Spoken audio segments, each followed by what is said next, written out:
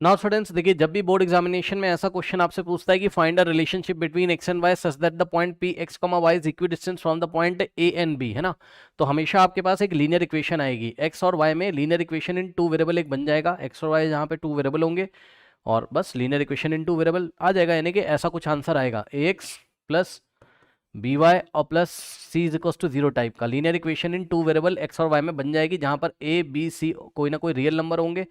ठीक है ना। चलो, अब ये चल क्या रहा है ये मैं आपको बताता हूँ। एक्चुअल में होता क्या है, फटाफट शॉर्ट में समझ लीजिए। होता क्या है कि आपको दो पॉइंट दिए रहते हैं, जैसे कि ये ए है और ये क्या आपका बी है। ठीक, तो ये देखिए, ये ए होता है आपका और ये बी होता है। ठीक, ए और बी के कोऑर्डिनेट्स आपको एग्जाम में दिए रहते हैं, -5, और बी होता है आपका 7, 2। अब मेरी बात ध्यान से सुनिएगा, पता है क्या होता है, असली बात सुन लो, एक बार रिवाइज करा दे रहा हूं। इसका एक परपेंडिकुलर बाइसेक्टर होता है, ध्यान सुन लो। ए बी का मतलब जो दो पॉइंट दिए रहते हैं, उसका क्वेश्चन में ऐसा कुछ नहीं बोलेगा, लेकिन आपको पता होना चाहिए कि ए बी का एक परपेंडिकुलर बाइसेक्टर होता है। यस सर, ध्यान से सुनिए, इसका परपेंडिकुलर बाइसेक्टर होता है ए बी का, ये इस तरीके से जाता है यहां से।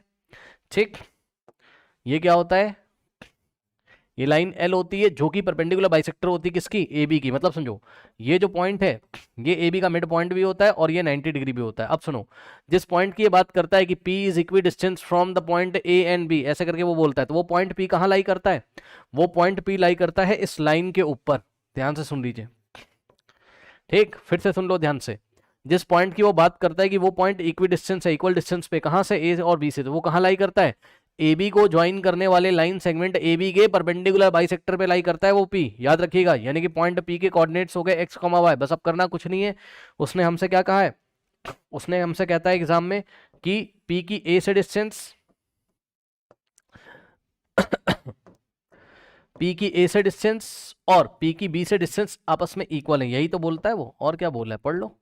तो एक बात बताओ कि अगर हमको पी की इक्वेशन निकालनी है, sorry P, I am very sorry, अगर हमें एक्स और वाई में रिलेशन निकालना है, तो वो एक्स और वाई में जो रिलेशन आएगा वो कौन सी लाइन की इक्वेशन को बताएगा, तो जवाब है वो लाइन एल की इक्वेशन को बताएगा। ध्यान से सुन लीजिए, कुछ नहीं करना है आपको, P A is equal to P B कर देना है बस, डिस्टेंस फॉर्मूला से आंसर अपने आप आपका आ जाएगा। लेकिन मैं एक बात बता रहा हूं कि जो आंसर आएगा वो इस लाइन एल की इक्वेशन को बताएगा, इक्वेशन ऑफ लाइन एल। क्यों, क्योंकि ये पॉइंट पी यहां भी हो सकता है, यहां भी हो सकता है, यहां भी हो सकता है, चेक कर लो, तब भी P is equal to P B हो जाएगा, तब भी P is equal to P B हो जाएगा। ये पॉइंट पी यहां भी हो सकता है, तब भी P is equal to P B. यानी कि इस परपेंडिकुलर बाइसेक्टर पे जितने भी पॉइंट है, ये वाला, ये वाला, ये वाला, ये वाला, इनमें से पॉइंट पी कुछ भी हो सकता है। तो ये सभी पॉइंट को जब ज्वाइन करोगे तो एक लाइन एल बनेगी, उसी लाइन की इक्वेशन आपको बतानी होती है, बस ये क्वेश्चन होता है। बहरहाल, अब इसमें आपको ज्यादा टेंशन नहीं लेना है, ये तो मैंने आपको एक्सप्लेन कर दिया। आपको कुछ नहीं करना है, पी ए बराबर पी बी कर देना है, बस खत्म सवाल। ठीक, कुछ लोग समझ ही नहीं पा रहे होंगे कि क्या चल रहा है, तो अगर आपने ठीक से नहीं पढ़ा है तो भाई कहाँ समझ में आएगा कि क्या चल रहा है ना।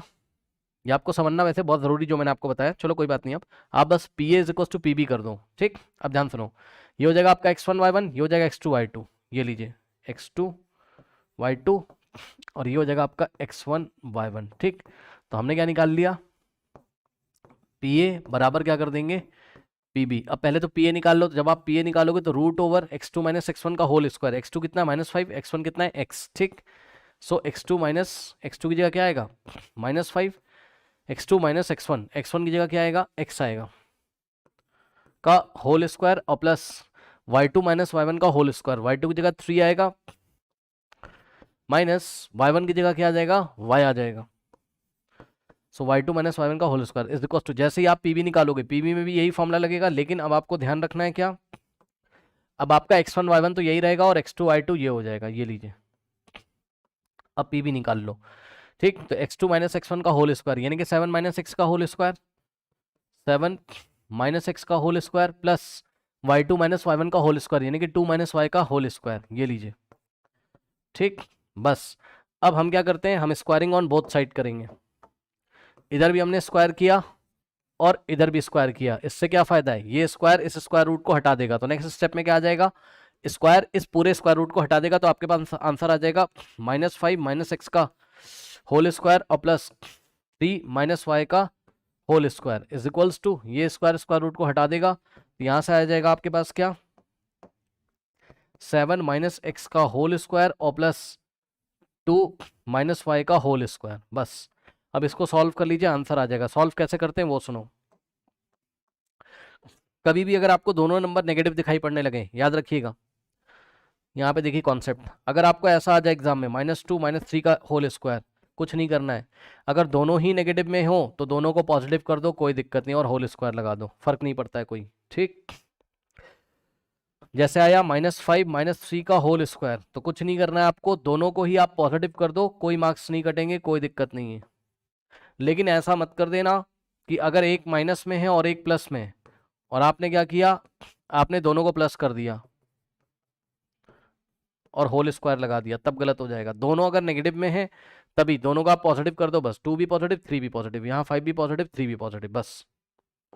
तो यहाँ पे देखिए 5 भी नेगेटिव एक्स भी, तो दोनों को पॉजिटिव कर दोगे तो 5 प्लस एक्स का होल स्क्वायर भी हम इसको लिख सकते हैं, और प्लस यहाँ से आ जाएगा 3 माइनस वाई का होल स्क्वायर बराबर 7 माइनस एक्स का whole square plus 2 minus y का होल स्क्वायर। अब इसको सॉल्व कर लेंगे।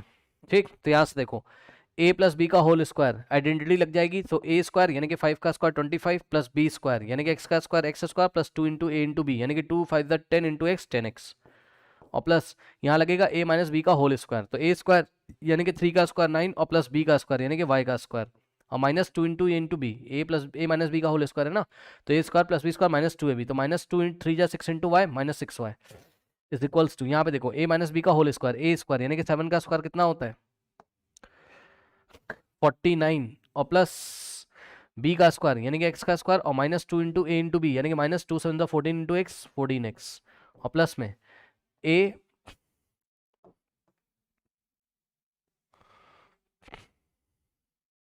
इसको थोड़ा सा छोटा कर लेते हैं,